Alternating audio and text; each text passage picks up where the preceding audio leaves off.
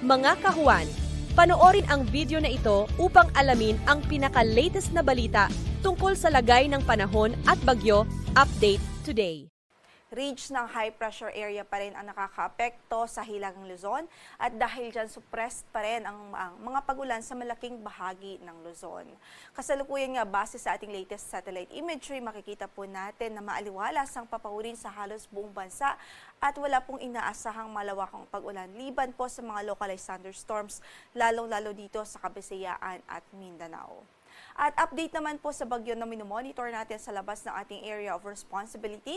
Ito po si typhoon na may international name na si Sinlaku.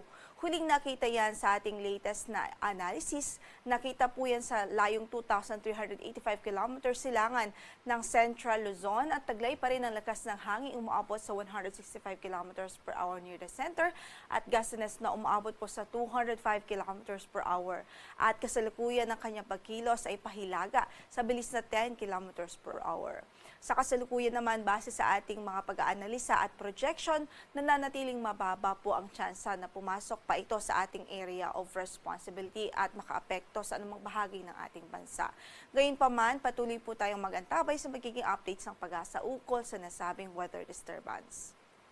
Kahapon nakapagtala po tayo ng 36 degrees Celsius na maximum heat index dito po sa Metro Manila, habang sa Pili, Camarines Sur na itala ang pinakamataas na maximum heat index kahapon na umabot po sa 42 degrees Celsius na nasa danger level ho yan. Samantala for today, sa ating forecast sa Metro Manila, pwede pong umabot hanggang sa 37 degrees Celsius ang maximum heat index dito sa Kamaynilaan, habang para sa ibang bahagi naman ng ating bansa, ang pwede pong maitalang maximum heat index ay sa Dagupan City, Pangasinan at sa Cotabato City, Maguindanao, kung saan ay pwede maipagtala ng 41 degrees Celsius na maximum heat index. Pareho po yan na nasa extreme caution level.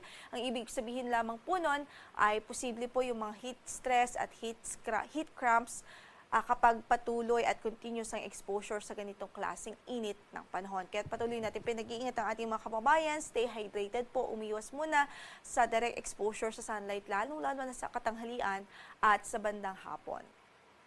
Wala rin po tayong gale warning na nakataas ngayon sa anumang bahagi na ating mga baybaying dagat, panayad hanggang sa katamtaman ang magiging pag-alon sa Hilagang Luzon at kanlurang bahagi ng Luzon. Pero dito po sa silangang bahagi ng Southern Luzon, Visayas at Mindanao ay katamtaman naman hanggang sa maalon ng kondisyon ng karagatan.